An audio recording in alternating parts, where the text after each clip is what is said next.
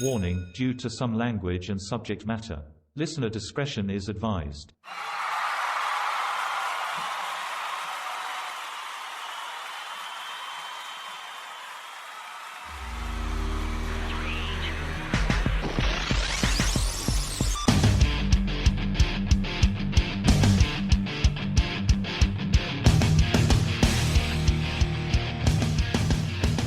Holy shit.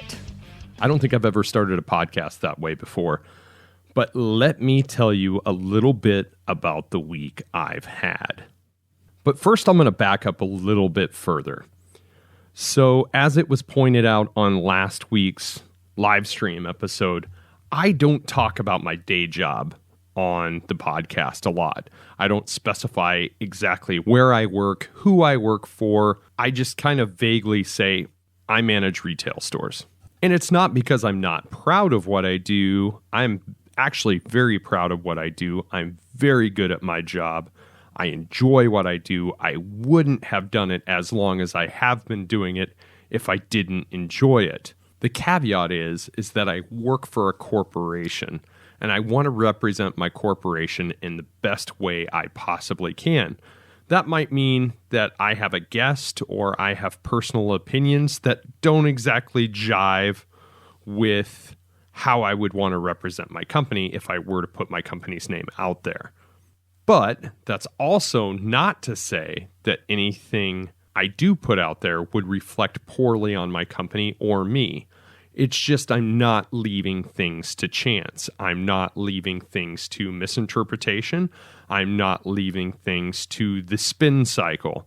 I mean, we just came off of a year that is nothing but spin cycle, right? An extreme left, extreme right, extreme wrong, extreme right. And that's just not anything I want to leave to chance. So, all of that being said, I'm going to backtrack and start telling a little bit of an anecdote. About 2 months ago, my company acquired a bunch of new stores. And 3 weeks ago, I was given the privilege of taking over one of these new stores. And that's always a fun journey to start from scratch, to cultivate a new team, to mentor people into your style and your standards, and watch people grow and thrive as a byproduct of this. Now, there are two avenues of conflict that I've already run into. One is the standard of people saying, that's not the way we used to do things. And two is the physical working space that I'm working in. Just kind of getting things up to par, getting things up to my company's standards, getting things up to my standards. Not to say that the way the previous ownership was doing it wrong, it's just that we have a different way of doing things. So in 3 weeks, I have been faced with a ton of adversity. But the biggest battle came this last Sunday. Sunday morning, I woke up to a text from one of my assistants that said, Mike, the store is flooded. So I'm thinking, I'm going to throw my shoes on. I'm going to go down to the store. There's probably a leaking sprinkler head. We're going to get out a shop vac. We're going to clean up a little bit of water. I'm going to go home and go about my day. I wish it was that simple. I get down to the store, and there is water full on gushing out of the front door of my store. There is water full on gushing out of each business next door to my store. And as I'm walking through my store, I'm walking through 4 to 6 inches of standing water. Nothing coming from the ceiling.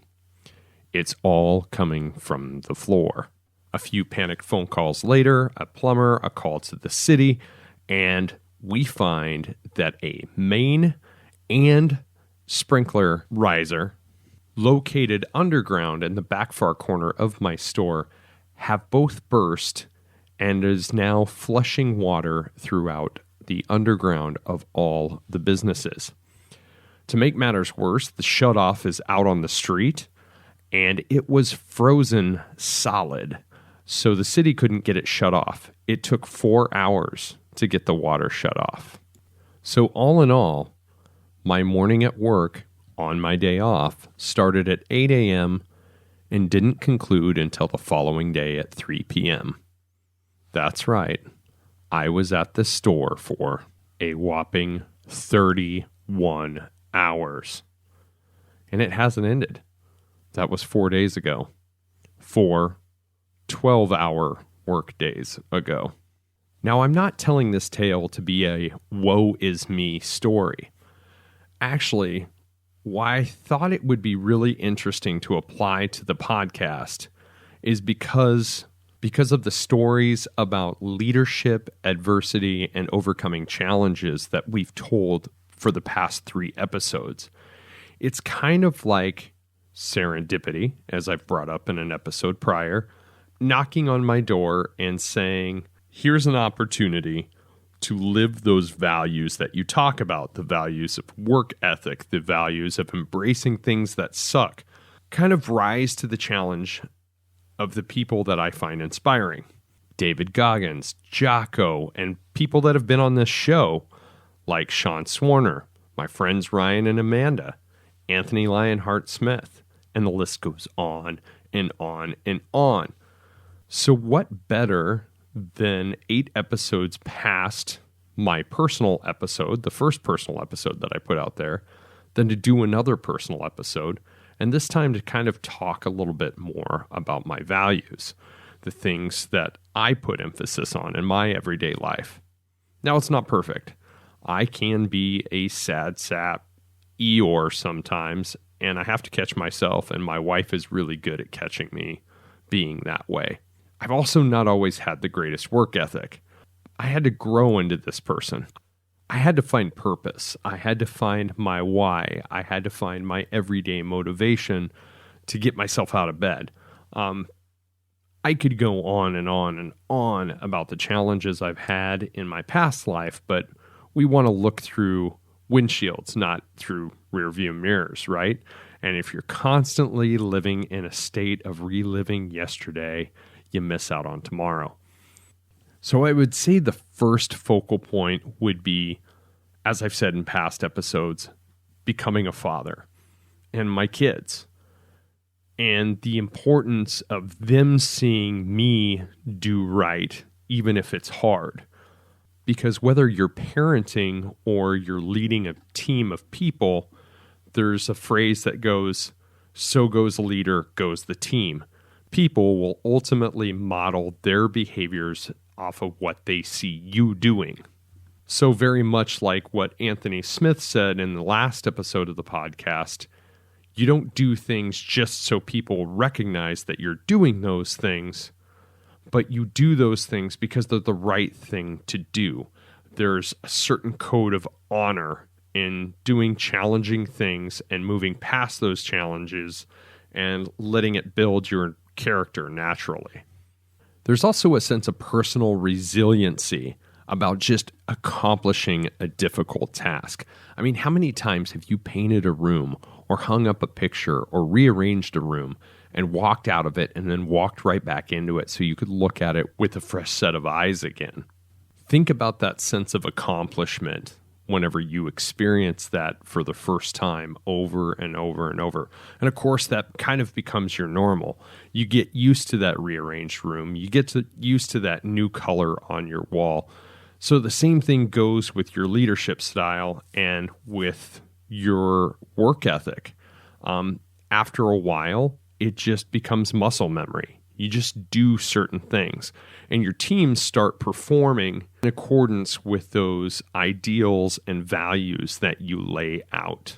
Like, I don't talk about it enough, but one of my most favorite things about my job is helping to develop new leaders, coaching people up so they have opportunities to better their life and further their careers. So I present them with a lot of challenging tasks, and I essentially lead them down the path to, I don't want to say do my job for me, but it's very close to that. It's so the team runs the same way in my absence as it would as if I were there. Building efficiencies within your team So there's always a consistency to how every day goes. So whenever the unpredictable does happen, like a water main break, you know how to navigate that. But I will tell you from firsthand experience, just this past week, I didn't know how to navigate that. And I'm just now learning it as I go along. It's been a lot of long days. And again, I'm not trying to sing woe is me, but I'm adapting and I'm overcoming and I'm figuring it out. So let's take a step back even further.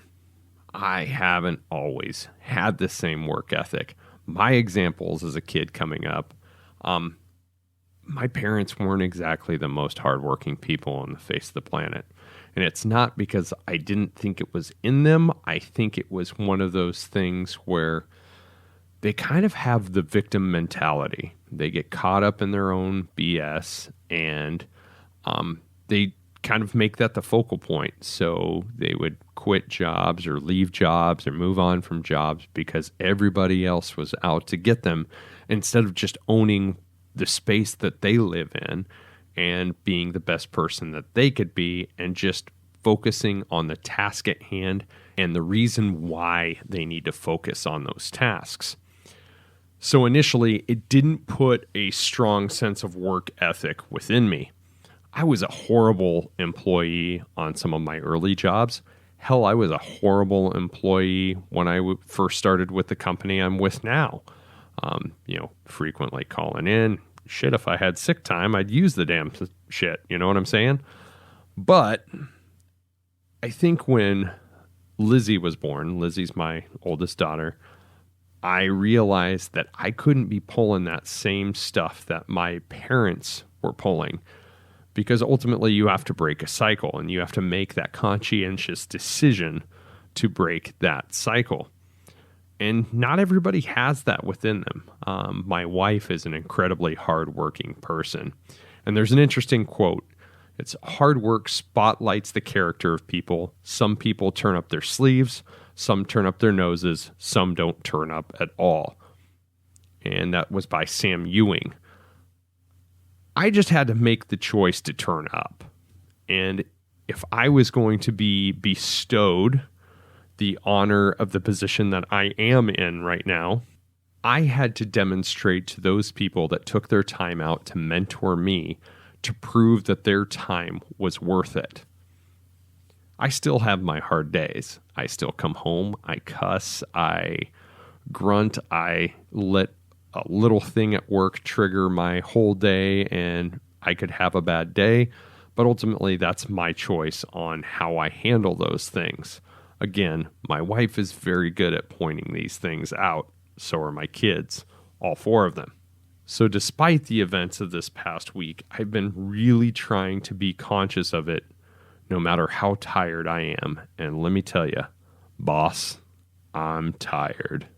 That's a John Coffey line from the Green Mile for those of you that are keeping score. But anyway, I think one of the hardest challenges I have in this season of my life is shortcutting my family time because of my career and shortcutting the personal endeavors that bring me joy, like this podcast. Normally, I try and drop content once a day, sometimes once every 2 days, but I haven't so much pitter-pattered a word about the podcast since the water main break on Sunday, and I'm kind of beating myself up over it. I really care about this creative endeavor of mine, and again, it's a demonstration of the work ethic. So I'll put out this episode and overcome adversity that way. It's kind of adapt and overcome, right? I'll throw another story out there. Right around Christmas time, actually it was on my birthday, I heard a ring at the doorbell, and we were getting a lot of packages at the time. And of course, it's right around my birthday, so I'm assuming that there's an Amazon package at the front door for me. And I miscalculated my step while I was chasing the dog, and I sprung my foot. My gym routine since then has not been the same. I'm not entirely certain that I didn't break my foot, but I did something bad, which really sucks because up until that point, I was on such a roll that I was going to make 2021 my year. Well, my routine hasn't been the same since that happened. I couldn't run. I couldn't do anything on the elliptical. And so it took a while for me to regain momentum and get myself up to par again. So I did one of those Apple Watch challenges last week where for the month of February, if you close all 3 rings for 7 days in a row, it's kind of in tribute to Black History Month. Sunday was supposed to be day 6, which it ended up being day 6 because of the 31-hour shift that I worked. But Monday was supposed to be the last day. Well, I had to tap out about 2:30 in the afternoon, and there was no way I was going to close all 3 rings on that Monday. So I didn't get my February challenge accomplished, which sucks because I kind of live for those things. But the moral of the story being is I was finally starting to catch my rhythm again. And that's kind of just the way life goes. Is sometimes you start something and life intervenes and you kind of have to stop for a bit, but eventually you can get back on the horse again, right? So let's say that you're challenged and you're looking for ways to change that mindset. I'm going to give you 5 criteria for changing your work ethic mindset. First one is care about what you're doing. Just actually give a damn about what you do. Find something that you love. Even if you're in an environment that you don't like, find the one thing that you love and focus on it and give a damn about what you do. 2, I would say follow through with everything that you say that you're going to do. So if somebody asks a favor of you, you agree to do that favor, you follow through with it. If you write down a goal, you follow through with it. If you post something online and say, hey, I'm going to the gym tomorrow, guess what? You go to the gym tomorrow. You have to follow through. Do what you say you're going to do. 3, focus. Do not let unimportant shit derail you. Now, if it's your job, if it's your kids, if it's personal needs, that can kind of derail you and your goals and your work ethic can take a back seat. But reality is you are not going to accomplish a goal or develop a better sense of work ethic if you don't focus on what the end result could be. 4, take the initiative. Don't wait for somebody to do something for you. Don't wait for somebody to tell you what to do. You dictate your day. You write down a list. Get up in the morning, write down the list of the things that you're going to accomplish that day and do it. But know that nobody's going to do it for you. You have to take the initiative to do it. If you want to get up early in the morning and go to the gym, do the 5-second rule. Wake up, count down from 5, or even put your alarm clock on the opposite side of the room of where you're at. One of the things that I've done a couple of times is sometimes I will throw my gym bag that has my clothes for that day, because I shower at the gym, in my car. So I have no choice but to get up out of bed and get to my car, which forces me to go to the gym. So you just got to take the initiative. And number 5, figure out a way to clearly separate your professional and personal life. This is the one I struggle with the most, and I struggle with it every single day. I'm trying to do better with it. And, even me doing this episode of the podcast kind of puts it out and speaks it into existence that I need to do a better job of separating what happens in my workday from my evening at home. So, just a couple of things. I'm not some sort of guru or anything along those lines, and I'm not going to say that I am the hardest working person that you know, but in my mind, I am the hardest working person that you know. This keeps me accountable. I've talked about it on other episodes before, in particularly the episode with Aaron Davis about, posting things on social media. Now, I've posted things like my workouts and personal goals and such on social media before, and I've been ridiculed for it. It's like, oh, you're oversharing. Oh, you're just posting this so somebody notices. Ooh, look, you've checked in at the gym again. But the thing is sometimes those little earmarks, those little steps are to hold myself accountable. I have to go back and see those things, and I have one of two choices. I could delete it and pretend that I've never said that. I could pretend that I never set that goal. Or I can go back and look at it and say, man, I posted that I was on my way to the gym, but I instead drove through a Scooter's drive-through instead and got some coffee and went straight to work. So I'm going to leave you with a few final things. If you've listened to this entire episode, and I applaud you if you did, and I'm grateful that if you did, I want you to get on your social media. I want you to get on Facebook, Twitter, Instagram. Take a picture, write a status, speak something into existence.